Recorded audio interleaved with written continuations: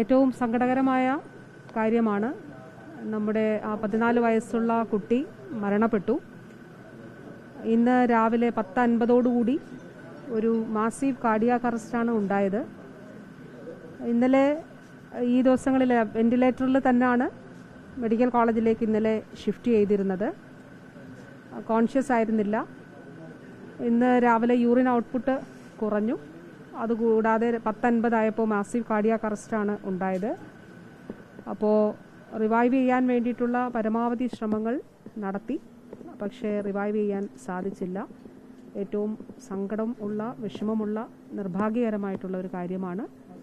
അപ്പോൾ 11:20-11:30 മരണം സ്ഥിരീകരിച്ചിട്ടുണ്ട്.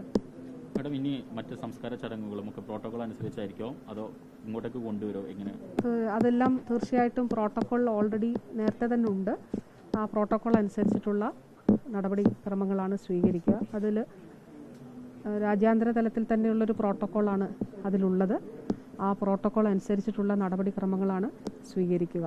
ജില്ലയിലേക്ക് കൊണ്ടുവരുമോ അതോ കോഴിക്കോട് തന്നെ സംസ്കരിക്കാൻ? അതെല്ലാം വീട്ടുകാരുമായിട്ട് കൂടി, അവരുടെ അച്ഛനും അമ്മ, അതുപോലെ അച്ഛൻ്റെ സഹോദരൻ, ഇവർ കുടുംബാംഗങ്ങളുമായിട്ട് ആലോചിച്ചതിന് ശേഷം ജില്ലാ കളക്ടർ അവരുമായിട്ട് ആശയവിനിമയം നടത്തി അവരുടെ കൂടി എന്താണ് അവരുടെ താല്പര്യം കൂടി അറിഞ്ഞിട്ട് ആയിരിക്കും ചെയ്യുക. സംസ്കാര ചടങ്ങുകൾ ഈ പറഞ്ഞതുപോലെ ശാസ്ത്രീയമായ പ്രോട്ടോകോൾ അനുസരിച്ച് തന്നെ ചെയ്യും. കോഴിക്കോട് മെഡിക്കൽ കോളേജിൽ തന്നെയാണുള്ളത്. അച്ഛനും അച്ഛൻ്റെ സഹോദരനും ഉൾപ്പെടെയുള്ളവർ കോഴിക്കോട് മെഡിക്കൽ കോളേജിൽ ഉണ്ട്. ഏറ്റവും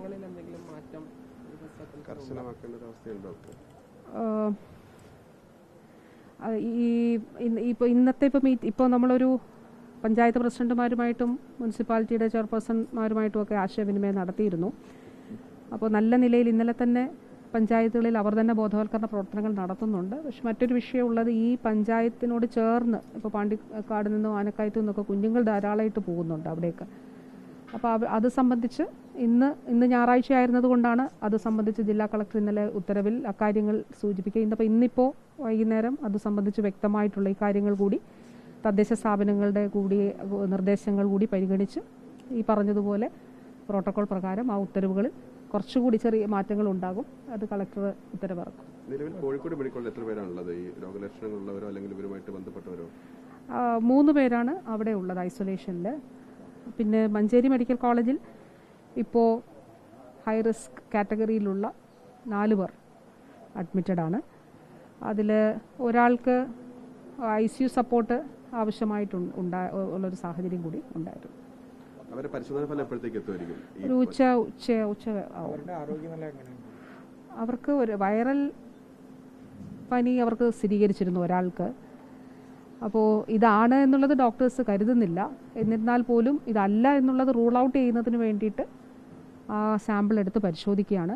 പ്രത്യേകിച്ച് ഈ ഘട്ടത്തിൽ നമ്മുടെ ഈ കോണ്ടാക്ട് ലിസ്റ്റിലുള്ളവർ ഭയക്കേണ്ടതില്ല, ഭയപ്പെടരുത്. ഏതെങ്കിലും തരത്തിൽ, കാരണം നമുക്ക് സിംറ്റംസ് ഉള്ളവർ തന്നെ ഇല്ല എന്നുള്ളത് വളരെ കുറവാണെന്നുള്ളത് നല്ലൊരു കാര്യമാണ്. കാരണം ലാസ്റ്റ് കോണ്ടാക്റ്റിന് ശേഷം ഇത്രയും ദിവസങ്ങൾ എടുത്തല്ലോ. അപ്പോൾ സ്കൂളിൽ തന്നെ 11-ാം തീയതിയാണ് ഈ മോൻ പോയിട്ടുള്ളത്. അപ്പോൾ അതിനുശേഷം ഇത്രയും ദിവസങ്ങളായിട്ടുണ്ട്. ഇത്രയും ദിവസങ്ങൾക്കുള്ളിൽ മറ്റ് സിംറ്റംസ് വലുതായിട്ട് ഇല്ല എന്നുള്ളത് ഒരു ആശ്വാസകരമായ കാര്യമാണ്. അതുകൊണ്ട് ഭയപ്പെടേണ്ട. നമുക്ക് ഈ എല്ലാവരെയും സാമ്പിൾ ഹൈ റിസ്ക് ഉള്ളവരെ എടുക്കും. രോഗലക്ഷണങ്ങളുള്ളവരെയാണ് ആദ്യം സാമ്പിൾ എടുക്കുന്നത്. ഈ മോണോക്ലോണൽ ആന്റിബോഡി എത്തിച്ചിട്ടുണ്ടോ? അത് ഇനി ആർക്കെങ്കിലും ആവശ്യമുണ്ടെങ്കിൽ അത് സജ്ജീകരിക്കുന്ന തരത്തിലുള്ള കാര്യങ്ങൾ കൊടുത്തിട്ടുണ്ടോ? അത് ഓൾറെഡി നമ്മൾ കേരളം ആവശ്യപ്പെട്ടതിൻ്റെ അടിസ്ഥാനത്തിലാണ് ഓസ്ട്രേലിയയിൽ നിന്ന് അത് ICMR എത്തിച്ചത്. അത് അവരുടെ പ്രോട്ടോകോൾ പ്രകാരം അവിടെയാണ് സൂക്ഷിച്ചത്. അപ്പോൾ ഇന്നലെ ഉച്ചയ്ക്ക് തന്നെ നമ്മൾ ഈ കാര്യം രേഖാമൂലം ആവശ്യപ്പെട്ടിരുന്നു. അവർ 3:30 തന്നെ അവിടുന്ന് ഷിപ്പ് ചെയ്തു. അത് എത്തിയിട്ടുണ്ട്. പ്രോട്ടോകോൾ പ്രകാരം 5 ദിവസത്തിനുള്ളിൽ നിന്നാണ് വൈറസ് ബാധ ഉണ്ടായതിന് ശേഷം 5 ദിവസത്തിനുള്ളിൽ മോണോക്ലോണൽ ആന്റിബോഡി കൊടുക്കണം. പക്ഷേ എന്നിരുന്നാൽ പോലും നമുക്ക് മുന്നിൽ മറ്റൊരു ഓപ്ഷൻ ഇല്ല ആയിരുന്നു. അതുകൊണ്ടാണ് 10 ദിവസം ആണെങ്കിലും ഈ മോണോക്ലോണൽ ആന്റിബോഡി കൊടുക്കുന്നതിന് നമ്മൾ തീരുമാനിക്കുക. അതിനാണ് മെഡിക്കൽ ബോർഡ് ചേർന്നിട്ട് 5 ദിവസമല്ല, ഇത്ര ദിവസമാണെങ്കിലും നമുക്ക് ജീവൻ എങ്ങനെയെങ്കിലും രക്ഷിക്കാൻ കഴിയുമെങ്കിൽ അപ്പോൾ അതിന് ചാൻസസ് വളരെ കുറവാണെന്ന് ആരോഗ്യ വിദഗ്ധർ പറഞ്ഞിരുന്നു. ഈ മോണോക്ലോണൽ ആന്റിബോഡി ഇപ്പോൾ അല്ല ഇപ്പോൾ കൊടുത്താലും അത് ഫലിക്കില്ല എന്ന് പറഞ്ഞിരുന്നു. എന്നിരുന്നാൽ പോലും നമുക്ക് മുന്നിൽ മറ്റൊരു ഓപ്ഷൻ ഉണ്ടായിരുന്നില്ല. അപ്പോൾ അതുകൊണ്ടാണ് അത് ശ്രമിച്ചത്. അത് തീർച്ചയായിട്ടും അത് ഇവിടെ അവരെത്തിച്ചത് ഇവിടെ ഉണ്ടാകും.